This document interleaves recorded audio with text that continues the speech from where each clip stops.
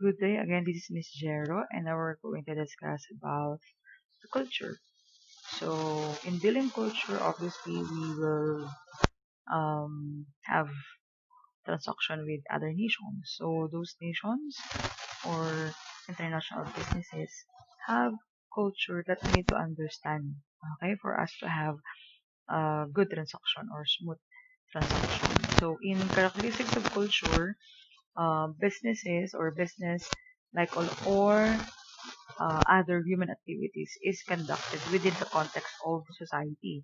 So culture is the collection of values, beliefs, behavior, customs, and attitudes that discuss one society from another.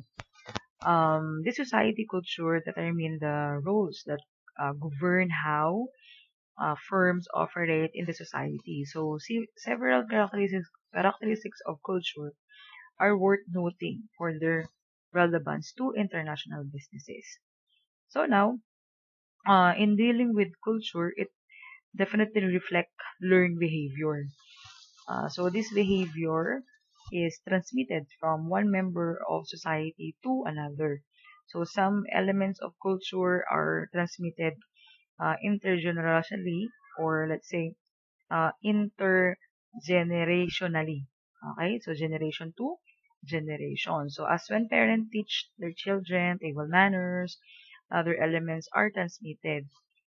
And as when senior education incoming freshmen about the school tradition. So these are the behavior who can definitely transmit to one another to another. And now, in dealing with culture, okay, so culture represents interrelated. Okay, bakit po siya naging interrelated? Because obviously this is connected with historical or the past, present, into the future. So like for example in Japan, they have group oriented. So hierarchical societies stress harmony and loyalty, which historically translated into lifetime employment and minimal job switching. And culture also is being adaptive, meaning to say, na-adapt natin, no? Um, that is a culture changes and respond to external forces that affect the society. And the last one is to share. So culture is share. Bakit? Because um, indeed, no, defines the membership in the society. Individual who share a culture are members of society. Those who do not are outside the boundaries of society. So now let's talk about the elements of culture. Okay, in elements in culture, we have the five, which are the social structure, language, communication, religion, and the values and attitude. So let's talk about first the social culture. So ang social culture, this is a basic to every society. It is a social structure, the overall framework that determine the role of individual within the society. So we have the stratification of society and also the individual's mobility within the society. So number one, okay, so we have the families or individuals, families, and groups. So all human societies involve individuals living in the family units and working uh with each other group. So society differ, however, in a way or in the way they define family and their relative importance they place on the individual's role within the group. So like for example, in America, no, American view of family ties and responsibilities focuses on the nuclear family, like father, mother, and even the offspring. In other countries, okay, the extended family is far more important. Like for example, in Arab, they consider uncles, brother, cousin, and in-laws as parts of their family unit to whom they own obligation to support and assistance. So, ibig sabihin, sa Arab, hindi lang natatapos yung pagiging pamilya doon sa nanay, tatay, kapatid, even yung mga in-laws, no? Even yung mga uncles, yon, even those extended family kung tawagin sa atin, yun, tinutulungan din nila. Okay, so other societies use in or even broader definition of family. For instance, in Somalia, okay, society is organized in clans. Okay, may mga clan, each of which comprises individuals of the same tribe who share a common as ancestors. So, yun yung tinatawag natin na individual families in groups. So, each countries have different perspective or different views on how they treat their family or even their groups, no? And the next naman, okay, we have the social stratify.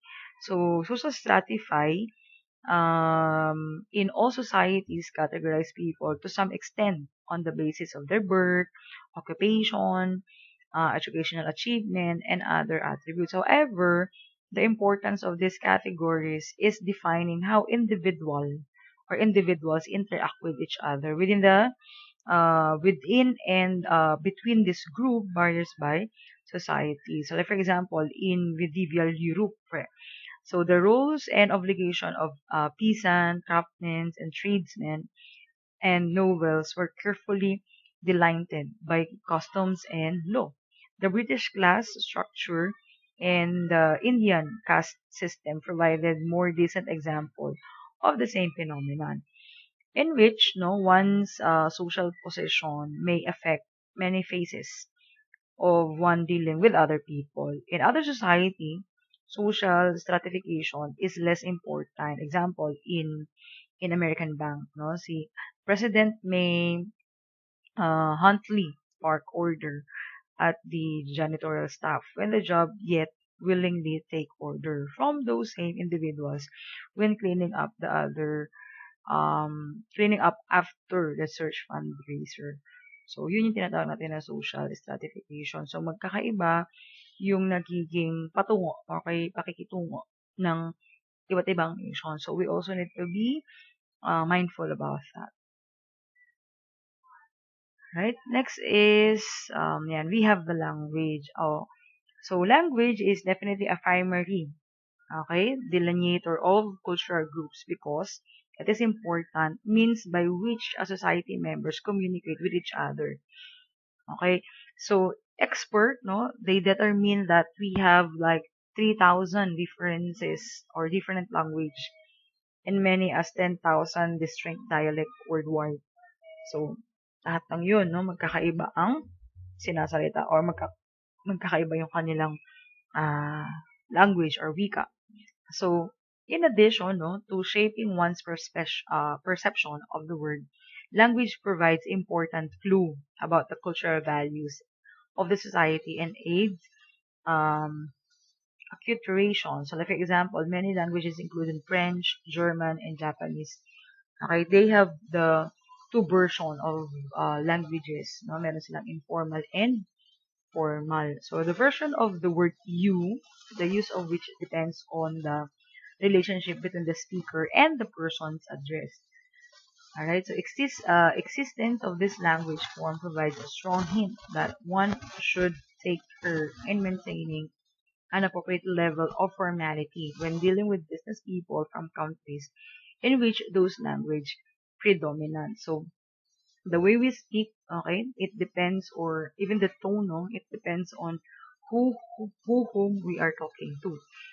So, the other thing about language, obviously language is a competitive weapon. Why? Because linguistic styles often create important competitive advantage because the ability to communicate is so important in conducting business transactions. So, that's why, even other nation, no, they need to learn languages. Minsan nag-hire pa sila ng mga tawag dito, nag-hire pa sila ng mga tawag dyan? Mga nag-i-interpret, no? Nag-hire pa sila para mas maging smooth, okay, yung kanilang communication.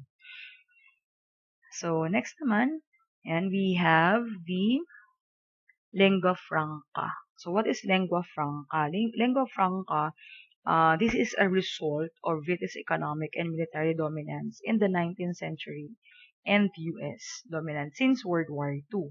So English has merged as the predominant common language or lingua franca. So pag sinabing lingua franca, this is the dominant language or common language used in all over the world. Okay, so ito yung ginagamit nating language when it comes in dealing with business or international businesses. So most European and Japanese public school students study English for many years. Some countries that have multiple linguistic groups such as India and Singapore have adopted English as an official language to facilitate communication among the diverse groups. Similarly, firms with managers from many different countries may use English as official corporate language. So same thing here in the Philippines, no? We use English. Okay, so next naman, next is we also have the translation. Okay, in translation, of course, no, of course, some linguistic differences may be overcome through translation. Ito yung sinabi ko kanina. The process, however, requires more than merely substituting words of one language for those one another. So, si translators must be sensitive, okay, to subtitles in the connotation of word and focus on translating ideas, not the word themselves, okay? Far too often translation problem create marketing disaster. Yan, alam niyo naman siguro yung ano yung finger licking good, no, si KFC. So into Chinese naman, no, kapag in-interpret nila ito, which came out the far less appetizing, parang kadiri naman, no, inaano yung fingers, no, nililik or dinidilaan. So for Chinese, it's not appropriate. Okay? So bakit po ang interpretation ng Chinese doon is that eat your fingers off. Okay? So medyo nakakadiri nga or medyo nakaka-off. So in that sense, no, in translating our business idea, it must be appropriate again on the way they interpret those words that we publish or we gave to them. Next is the saying no. Ayan, napakahirap sabihin ng no kapag po nakikipag-transact. So, may mga iba't ibang way tayo kung paano natin ito sinasabi. So, saying no in another cultural differences international businesses people based in that word may have different meaning to person with a diverse cultural background. Okay, so North American typically translate the Spanish word mañana, which is, ito yung, sa atin naman, pag sinabing mañana, mamaya na, no? Kapag inutusan ka ng parents mo, mamaya na. So, we get that mañana through Spanish word, meaning tomorrow. Okay, in a part of Latin America, the word is used to meaning some other day, not today. Okay, so may mga iba't iba siyang may mga iba't iba siyang meaning. Even the use of yes and no differs across cultures.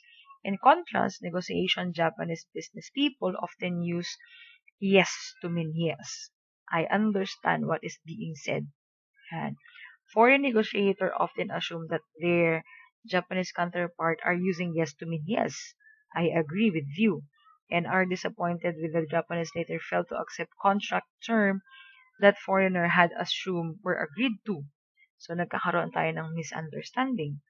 Can be compounded because directly uttering no is considered impolite or inhospitable in Japan. So, instead of saying no, ang sinasabi lang nila, okay, naintindihan ko yung sinasabi or yung pinopropose, but they are not really saying na hindi ko gusto yung deal. Okay? Because for them, that is inappropriate. Okay? Parang hindi siya magalang. It's not respectable way. Okay? So, next naman is we have the communication. Okay? In communication naman, we have the non-verbal. Okay? Ano naman po okay, bakit po kailangan natin ng communication? Obviously, communicating across cultural boundaries, whether verbally or non-verbally, is particularly important skill for international manager. Okay, bakit po? Because for us to minimize misunderstanding. Okay, so for us to understand everyone, we have the so-called the non-verbal, no? So si non-verbal members of society communicate with each other using more than words. So this nonverbal communication include facial expression, hand gesture, intonation, eye contact, body positioning, even the body posture. In US, no, for example, business person often greet colleagues, customers, or suppliers with a handshake. In Brazil naman, they do hugs, back claps, even the cheek kisses as well. So, yun yung mga nagiging non-verbal communication. Okay, so, although some members of society quickly understand non-verbal form of communication common to society, outsider may find the non-verbal communication difficult to comprehend, no? Kasi nga naman, iba kasi yung non-verbal because non-verbal have different or a lot of meaning to say or a lot of meaning to communicate. Okay po. Next is we have the giving or gift giving and hospitality. So madalas yan. Gift giving and hospitality are important means of communication in many business culture. So Japanese business ethics requires solicitous hospitality. So elaborate meals and after hours entertainment serve to build personal bonds and group harmony among the participants. So these personal bonds are strengthened by the exchange of gifts, which may according to the occasion and the status of the giver and the recipients. However, business gifts are often in private. So as not to cause the giver to lose space should the gift to be too expensive or too cheap relative to give offer in return. So, ayan, kapag ka nagbibigay sila ng regalo, hindi nila ito binubuksan sa harapan nung taong nagbigay sa kanila ng regalo para ano, para po maiwasan yung facial expression na kung saan maybe the other person will interpret wrong. Okay? And Arab business people naman, like Japanese, are concerned about their ability to work with their proposed business partners. So the quality of the people one deals with is just important as the quality of the project. So that's the business culture of Arab countries also include giving and elaborate the gracious hospitality as means of assessing these qualities. So unlike in Japan, however, business gifts are open in public so that all may be aware of giver generosity. So kumbaga sa Japan, tago or private yung bigay ng regalo. Sa Arab naman, it's okay for them no to public. Okay? Next is we have the values. Values and attitude. So ano naman pong meron sa values and attitude natin. So culture are also affect and reflect the secular values and attitude of the members of a society. So the values are principles and standards accepted by the members. Attitude encompasses the action, feelings, and thought that result from those values. So cultural values often stem from deep-seated beliefs about the individual position in relation to his or her deity and family and the social hierarchy that we discussed previously. So um, cultural attitude towards such as factor as time. So ayan, meron tayong time, meron tayong age, education, and status. So these are reflect these values and return shape the behavior of opportunity or in the opportunity available to international business operating in the given culture. So first, we have the time. So, ang time kasi napaka-importante, no, in dealing with international businesses because time is all about money. Okay? Time represents the opportunity to produce more and to raise one's income. So, this is not be wasted. The other one is the age. Okay? So, age is somehow, no, it's important. Okay? It depends on the country. Okay? So, we have the so-called youthfulness. So, yung youthfulness naman po is considered a virtue in US. So, for them, no, so US, they believe that yung mga youth, yung mga young, okay, they are fast tracker. Sabihin, in providing them with important tough assignments such as negotiating joint venture with international partners.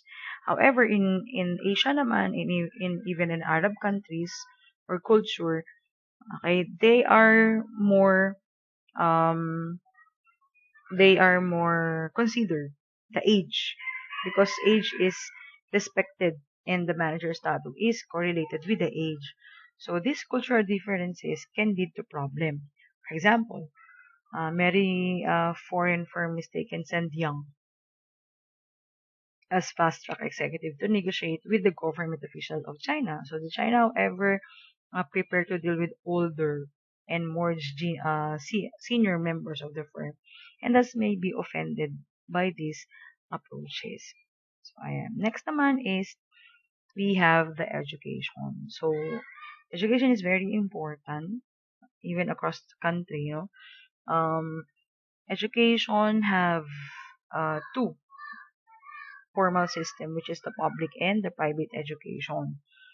Okay, so for instance, in US, the primary and secondary school emphasize the roles of individual and stress the development of self-reliance, creativity, and self-esteem. So sa US, pinag-aaral nila kung paano maging independent, no?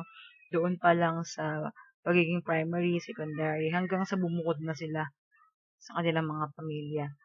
Next is in education also, no, sa UK, meron silang tinatawag na pass class system. This is historically provided an elite education to relatively small number of students. So Germany has well-developed apprenticeship program that train new generation of skills, craft people, and mechanics for manufacturing sector. So sa UK naman, ang pinaprovide niya is how the people to become more skilled. Okay? They are more on paggawa. However, in Japan naman, their focus is preparing student to take nationwide college entrance exam. So, magkakaiba ng perspective about education. Next is we have the status. So, the means by which status is achieved vary or also vary across culture. In some societies, status is inherited as a result of wealth or rank of one's ancestors. In others, it is earned by the individual through personal accomplishment or professional achievements. So, in some European countries, for example, membership in the nobility ensures higher status than those mere personal achievement, and persons who inherited their wealth look down their noses at the novice rich in the US. So, however, hardworking entrepreneurs are honored and their children are often disdained if they failed to match their parents' accomplishments. So, may mga comparison. In Japan naman, okay, a person's status depends on the status of the group to which he or she belongs. Thus, Japanese business people often introduce themselves by announcing not only their name but also their corporate affiliation. Okay, so attendance at elite universities such as Tokyo University or employment and elite organizations such as Toyota Motor Corporation or the Ministry of Finance grants one high status in Japanese society. In India, okay, the status affected by one caste. So the caste system divides society into various groups, including Brahmins or priests and intellectuals, and even Kshatriyas or soldiers and political leaders. Vasha or business people, Sudras, they are the farmers and workers, and the Dalits, they are the untouchables who perform the dirtiest and most unpleasant job. So as what you understand, those status are definitely depends on the culture, depends on the country, no? And um, next is we have the religion. Okay, so in religion, this is one of the important aspect of most societies. Bakit? Because religion shape the attitude its adherents have toward work, consumption, individuals' responsibility, and planning for the future. So, like for example, in Protestant, okay, so the Protestant ethics makes a virtue of high saving rates, constant striving for efficiency, and reinvestment of profits to improve future productivity.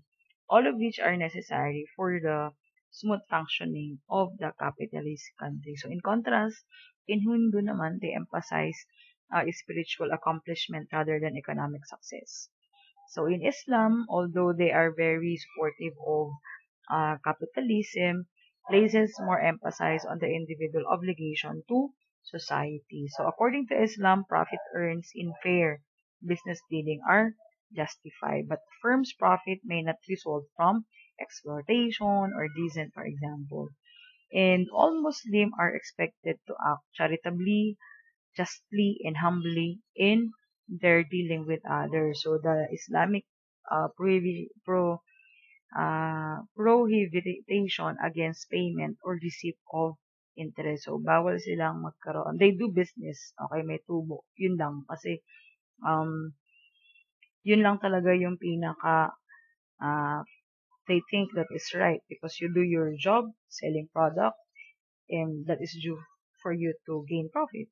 However, kapag ka nagkautang ka, it's a no-no one to ask payment for tubo or for the interest. Okay, next we have the halls, low context, and the high context approach. So, ito yung mga kultura na kung saan madaling makipag-deal. Ito yon. And may mga culture naman na kung saan it's somehow, it's hard to assess. Okay? So, the first one, and we have the low context. So in low context, the word used by the speaker simplicity convey the speaker message to the listener. So ito yung mga bansa na yan. Napakadali lang makipag-communicate sa kanila. However, sa mga high context culture naman, which conversation occurs in just important as words that are actually spoken. And cultural clues are important in understanding what is being communicated. So, ito nga po yung mga example ng mga bansa na yon. So, in high context, okay, culture plays higher value on interpersonal relations in deciding whether to enter into business arrangement. In such cultures, preliminary meetings are often held to determine whether the parties can trust each other and work together comfortably. In low context culture naman, displays are more important on specific terms of a transaction. Okay, so si low context, wala masyadong pa-impress, no? Wala masyadong emotional involved, wala masyadong it's not really dealing with the culture. They just want to focus on the agreement, no? They just want to finish the contract. They just want to finish the project. However, ito naman po mga high text or high context culture, sila po yung may mga kultura na kung saan kailangan natin sabayan, kailangan nating irespeto, kailangan nating intindihin. Okay? Next is okay, so as you can see, meron tayong tinatawag na cultural cluster approaches. So, ano naman po ito? So, this approach is another technique for classifying and making sense of national culture. So, kung titingnan ninyo, yung mga cluster na yan, okay, sila po yung somehow, no, magkakaparehas ang kultura. Okay po? They have somehow magkakaparehas ang behavior because they are in one places, or let's say they are belong on one cluster. So in here, no, similarity exists among many culture, hereby reducing some of the need of or to customize business practices to meet the demands of local culture.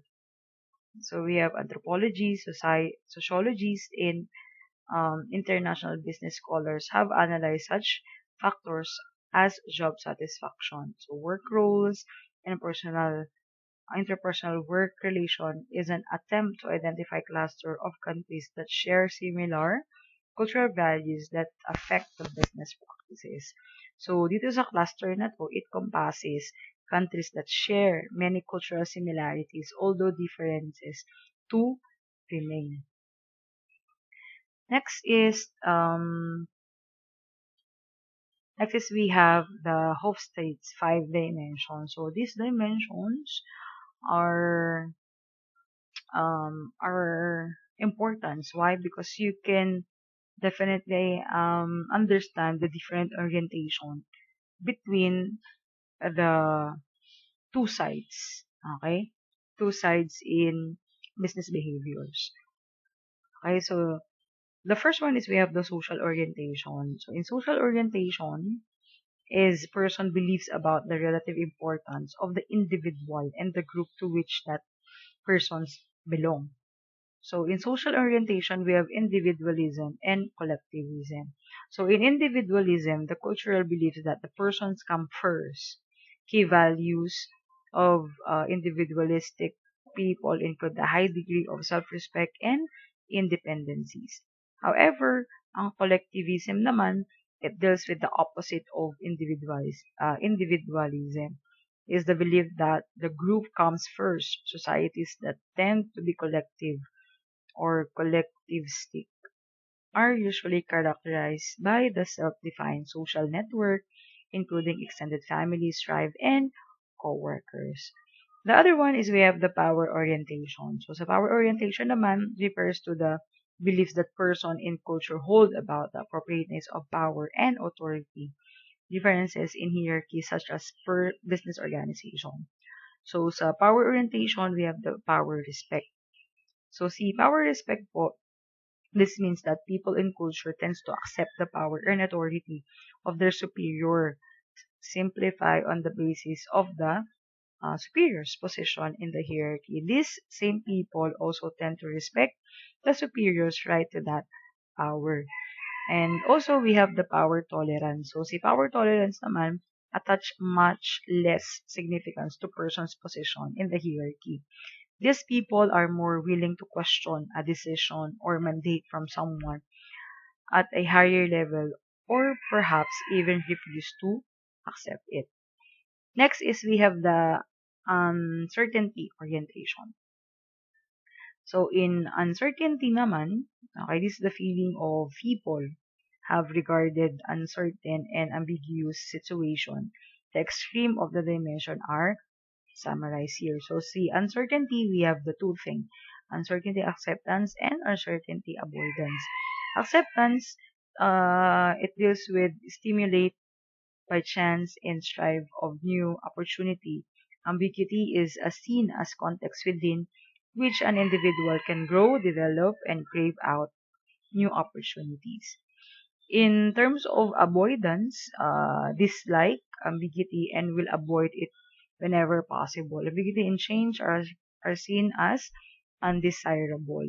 So these people tend to prepare a structured and routine, even bureaucratic ways of doing things. Next is we have the goal orientation. Okay?